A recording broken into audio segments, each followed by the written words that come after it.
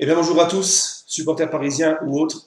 Voilà, comme promis, ma réponse à Jean-Michel Aulas par rapport à ses insultes sur le plateau de l'équipe d'Estelle sur l'équipe, où Jean-Michel Aulas avait traité Nasser Al-Khelaifi de peste ou de choléra. Voilà. Elle lui pose la question, préférez-vous, qui choisiriez-vous entre le président de Guingamp et Nasser Al-Khelaifi? Il a dit choisir entre la peste et le choléra. Voilà. Donc, j'ai voulu faire une petite réponse à Jean-Michel Aulas et aussi à tout, ça concerne également, parce que lui il est comme ça concerne également tous les anti Paris Saint-Germain avec le Qatar qui te sortent des QSG, etc., etc. Première chose, je voudrais qu'on explique un petit peu qu'est-ce qu'a apporté le Qatar à la Ligue 1. Alors première chose, déjà, la Ligue 1, il faut se rappeler dans quel état était la Ligue 1 avant que le Qatar arrive. Une Ligue 1 complètement sur la décadence. Quasiment plus aucun club de Ligue 1 n'arrivait à franchir les huitièmes de finale de Ligue des Champions. On se des matchs de pire en pire.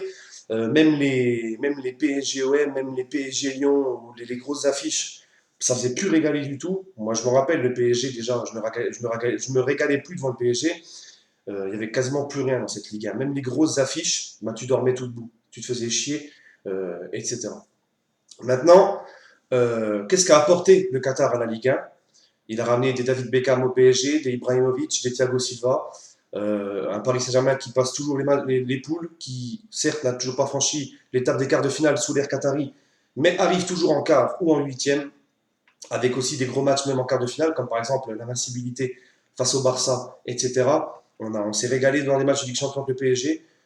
Ça t'a ramené des Neymar à Paris. Qui l'eût cru que des mecs comme ça allaient venir un jour en Ligue 1?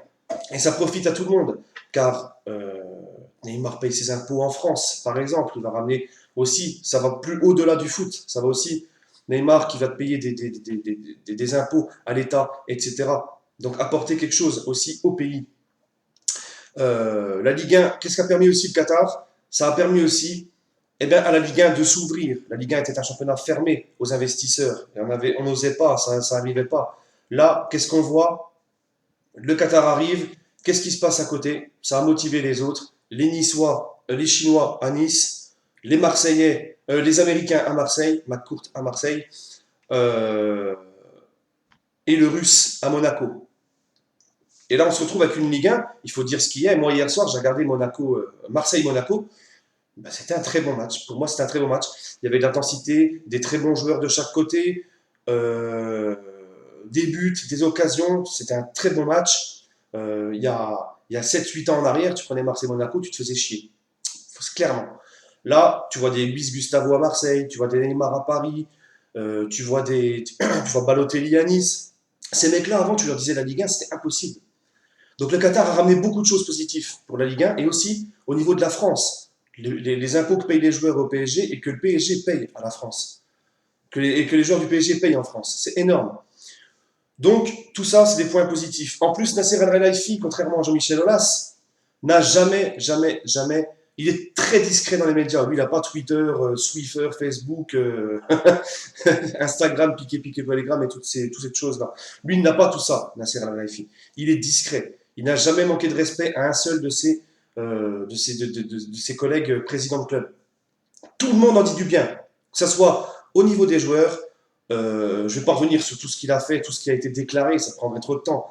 Mais vous tapez sur Internet, Eric Abidal, etc., etc. Beaucoup de joueurs, beaucoup de présidents disent que du bien de Nasser Al-Khelaifi en disant que c'est un homme respectueux, qui a la classe, etc. Contrairement à ce Jean-Michel Aulas. Donc maintenant, voilà. On peut dire QSG, ce que vous voulez, mais il ne faut pas nier que le Qatar a ramené des choses, ça n'était que positif pour la Ligue 1 et pour la France. Après, ceux qui sont comme Jean-Michel Aulas, par exemple, on en va y revenir, qui disent oui, mais c'est un championnat qui n'est plus équitable. Je suis désolé, parce que ça, c'est Jean-Michel Aulas qui le dit, et tous ces bins de Lyonnais qui le suivent aveuglément comme si c'était une idole, et comme si c'était je ne sais pas qui, et qui sont d'accord avec Aulas sans réfléchir. Mais je suis désolé, c'est pas de la faute du PSG si Lyon fait match nul à Lyon contre Bordeaux, si Lyon fait match nul contre Angers, si Lyon perd je sais plus contre qui ils ont perdu en petite équipe encore, c'est pas de la faute du PSG. Si Lyon a fait des matchs de poule de Ligue Europa très moyens, c'est pas de la faute au PSG. Si hier Lyon perd à Bordeaux, il faut gagner vos matchs, les mecs. Il faut gagner vos matchs. Faites comme Monaco a fait l'année dernière. Le président de l'AS Monaco, est-ce qu'il a ouvert une seule fois sa bouche sur le QSG, Nasser Al-Khelaifi et tout? Jamais. Jamais. Il n'a jamais dit QSG, Al-Khelaifi ceci. Jamais. Il n'a jamais rien dit, le président de Monaco. Monaco, qu'est-ce qu'ils ont fait? Eh ben, ils ont été faire une énorme saison et ils ont terminé champion devant le PSG. C'est possible. Lyon n'a pas l'effectif de l'US Montagnard ou de l'US Kielili. Lyon a largement l'effectif de titiller le Paris Saint-Germain. Là, le Paris Saint-Germain a 11 points d'avance. Mais c'est pas de notre faute, Jean-Michel Aulas. C'est pas de la faute de l'argent du PSG, du Qatar. Si ton équipe n'arrive pas à battre Angers, etc. Donc, au bout d'un moment, il faut arrêter de regarder devant la porte des autres et regarder devant sa propre porte et s'occuper de son propre club et d'admettre, parce que Jean-Michel Aulas ne veut jamais admettre, que c'est ton club qui merde et que c'est pas à cause des autres. C'est trop facile d'en mettre la cause sur les autres. Monaco, ils ont fait ce qu'ils avaient à faire l'année dernière, ils l'ont très bien fait. Voilà, premièrement. Ensuite, j'ai l'impression que c'est comme Marseille. Marseille a un bon effectif de Ligue 1, a ramené des très bons joueurs comme Luis Gustavo, par exemple.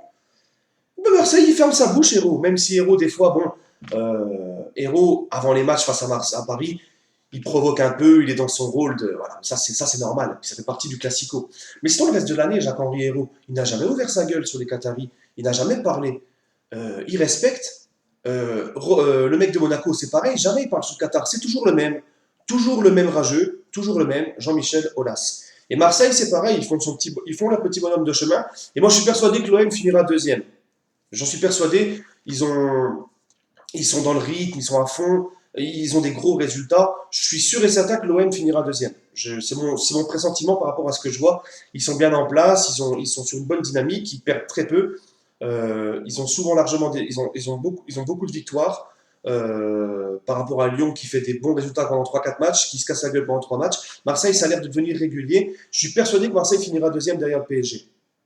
Donc, eux, malgré que c'est notre ennemi, qu'on ne peut pas les blairer non plus, mais que c'est notre ennemi, ils ferment leur gueule, ils ne critiquent pas. C'est toujours le même qui critique.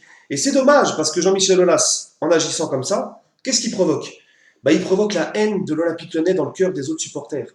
Que ça soit supporter parisien, marseillais ou n'importe quel supporter en France, bon, ceux de Saint-Etienne, ils sont exclus parce que eux, c'est leur ennemi, mais posez la question à n'importe quel supporter en France. Il n'y a qu'à juste aller sur Twitter et vous verrez que n'importe quel supporter français qui ne supporte pas Lyon ne peut plus blairer l'Olympique de Lyonnais. Et ça, c'est dommage. C'est dommage parce que Lyon a été le grand club des années 2000. Lyon nous a fait régaler en Ligue des Champions à l'époque, avec les Juninho et tout, il y avait des sacrés matchs.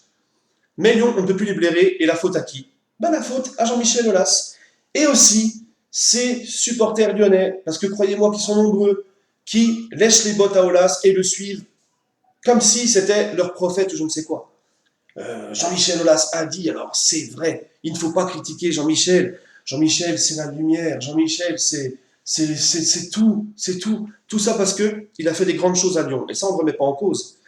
Mais il y a quand même des supporters lyonnais qui sont un peu plus intelligents que les autres et qui réfléchissent et qui admettent qu'il est lourd avec sa communication et qui commencent à casser les pieds. Et Jean-Michel Aulas, moi, ce que j'en pense, c'est que quand Monaco l'année dernière était premier devant Paris, il faisait une grosse saison, il a ouvert sa gueule sur le Russe de Monaco en disant oui, c'est pas normal, Monaco ne paye pas d'impôts, avec sa petite voix de mielleux là. Oh, c'est normal, Monaco, c'est inadmissible pour le bien de la Ligue 1. Monaco, Monaco ne paye pas d'impôts, je ne trouve pas ça normal. Et on doit tirer du bien pour le pays, pour la Ligue 1. C'est quelque chose de ne pas favorable, c'est pas équitable, etc., etc. Avec sa petite voix, vous voyez, sa petite voix de merde là quand il est interviewé, sa petite voix toute mielleuse, toute je te caresse dans le sens du poil et je vous endors. Mais en fait, il se fout de la gueule de tout le monde, ce mec. Parce que quand lui était au sommet de la Ligue 1, quand il écrasait le championnat de France, il s'en foutait d'aller piller les clubs français. Et c'était le club le plus riche de France. Et là, on n'entendait pas, il parlait pas de machin, d'équité, de je sais pas quoi. Voilà. Donc, monsieur Aulas, la seule chose que c'est ce mec-là, c'est un mec qui est jaloux. Il est jaloux, tout simplement. Il n'y a pas à chercher 36 000 solutions. Il est jaloux. Il parle, il est là à dire qu'il cherche le bien de la Ligue 1. Il ne faut pas oublier que Jean-Michel Aulas a été, je ne vais pas sortir tous les dossiers sur lui parce que là on fait une vidéo de 4 heures. Mais il ne faut pas oublier que Jean-Michel Aulas a fait partie de ceux qui ont signé avec l'UEFA l'accord pour la nouvelle réforme des indices UEFA pour la Ligue des Champions. Je m'explique. Je crois que c'est l'année prochaine ou dans 2 ans. L'Allemagne, l'Italie, l'Espagne et l'Angleterre auront les 4 premiers qualifiés directement pour la Ligue des Champions.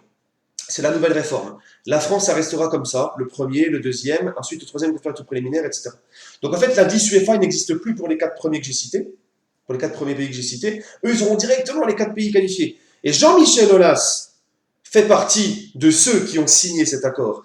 Et après, il ose te dire, quand il est interviewé, oui, non, moi, vous savez, en tant que président et délégué de machin de la Ligue, je cherche le bien pour la Ligue 1. Donc le Paris Saint-Germain, c'est très bien ce qu'ils ont fait, mais ce n'est pas équitable. Il faut un championnat équitable. Je veux le bien de la Ligue 1. Tu ne veux pas le bien de la Ligue 1. Arrête, Jean-Michel. Tu nous as mis dans la merde, tu as signé le truc, tu as fait partie. Pour moi, j'appelle ça une trahison envers la Ligue 1. Voilà. Et il est tout le temps constamment en train de se prendre la tête avec les présidents sur Twitter. Il clash tout le monde, le mec. Il clash tout le monde. Donc Jean-Michel Aulas, malgré ce qu'il a fait, t'as pas la classe à Nasser Al-Khelaifi. Donc ferme ta bouche et regarde et balaye devant ta porte. Parce que Jean-Michel Aulas, par exemple, moi je sais, je connais son petit jeu. Pourquoi il fait ça? Il y a une raison pourquoi il fait ça. Il est jaloux parce qu'une victoire du Paris Saint-Germain contre Amiens, par exemple, eh ben, elle fera plus parler qu'une victoire de Lyon face à Marseille. Une défaite de Paris contre n'importe quel club fera plus parler qu'une victoire lyonnaise. Et c'est pareil aussi avec Marseille. Marseille est plus médiatisé que Lyon.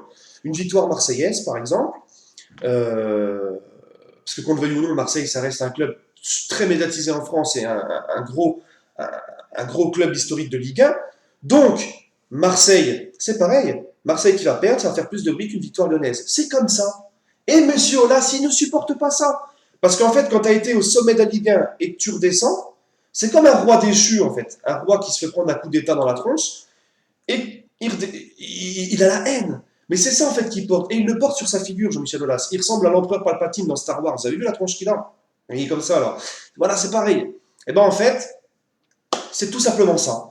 Je me sers de ma com de gamin et catastrophique en taillant le PSG et les autres clubs, parce qu'il a taillé Marseille, il taille Monaco, il taille tout le monde, pour exister encore. Et il le fait très bien. Voilà. Donc moi, ma réponse à Michel Aulas, c'est juste que ferme ta bouche, on reconnaît ce que tu as fait, laisse le PSG tranquille faire ce qu'ils ont à faire, occupe-toi de ton club, parce que tu as quand même des supporters qui te réclament de changer et de prendre un vrai entraîneur au club.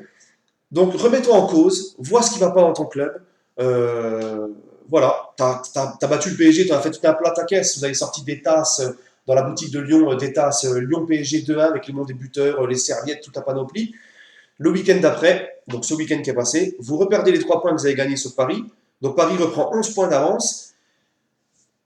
Et bien la prochaine fois, vous ouvrirez vos gueules. Vous avez l'air de vraiment des cons. Vous ouvrirez vos tronches quand vous aurez gagné le championnat. Ce n'est pas demain, la veille. Donc, les Lyonnais pro-Aulas qui défendent aveuglément Aulas et Jean-Michel Aulas, occupez-vous de votre club. Regardez ce qu'il y a à faire et du boulot. C'est dommage parce que Lyon a bien recruté cette année. Si Jean-Michel Aulas fermerait sa bouche, ça irait tout bien. Il a fait son stade, il a fait son bon recrutement, mais il continue de parler.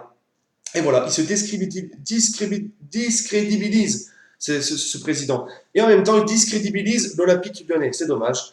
Bref, Jean-Michel Aulas, le jaloux. Sur ce, je te laisse. Je ne sais pas si tu verras la vidéo, mais de toute façon, ça sera pour les fanatiques de l'Olympique lyonnais qui te lèchent les bottes.